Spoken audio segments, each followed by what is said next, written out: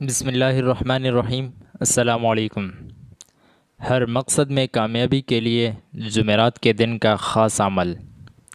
ناظرین، آج کا وظیفہ سورہ کوثر کا وظیفہ ہے، جو کہ آپ ہر مقصد میں کامیابی کے لیے کر سکتے ہیں۔ اگر آپ کی شادی نہیں ہو رہی تو آپ یہ وظیفہ اپنی شادی کے لیے کر سکتے ہیں۔ انشاءاللہ آپ کو اس میں کامیابی ملے گی۔ اور اگر آپ بے روزگار ہیں اور آپ کو کوئی کام نہیں مل رہا تو آپ اس کے لیے بھی یہ وظیفہ کر سکتے ہیں۔ اگر آپ کے دشمن ہیں جو آپ کو نقصان پہنچاتے ہیں تو ان سے چھٹکارا پانے کے لیے بھی یہ وظیفہ کر سکتے ہیں۔ اور اگر آپ کسی کے دل میں اپنی محبت پیدا کرنا چاہتے ہیں تو اس کے لیے بھی یہ وظیفہ آپ کر سکتے ہیں۔ اور اگر آپ کی کوئی بھی حاجت ہو، آپ کا کوئی بھی مقصد ہو، آپ اس وظیفے کے ذریعے اپنا مقصد پورا کر سکتے ہیں۔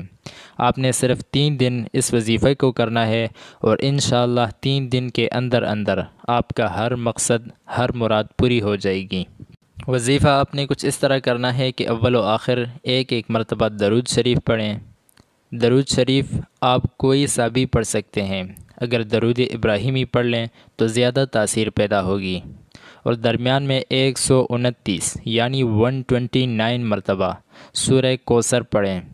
انا اعطیناک الکوثر فصل لربک وانحر ان شانئک هو الابتر۔ قرآن مجید کی ایک چھوٹی سی صورت ہے سورہ کوثر۔ 129 مرتبہ یہ سورۃ کوثر پڑھیں۔ عمل آپ نے جمعرات کے دن سے شروع کرنا ہے اور ہفتے کے دن پہ ختم کرنا ہے۔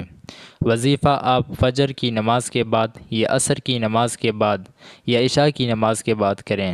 جس روٹین سے آپ پہلے دن کریں گے اسی روٹین سے تیسرے دن تک کریں۔ یعنی اگر آپ نے جمعرات کو وظیفہ فجر کی نماز کے بعد کیا ہے تو جمعے اور ہفتے کے دن بھی فجر کی نماز کے بعد کریں۔ انشاءاللہ اس وظیفے کو کرنے کے بعد آپ کی اللہ سے مانگی ہوئی ہر دعا قبول ہوگی۔ اس عمل کی اجازت عام ہے۔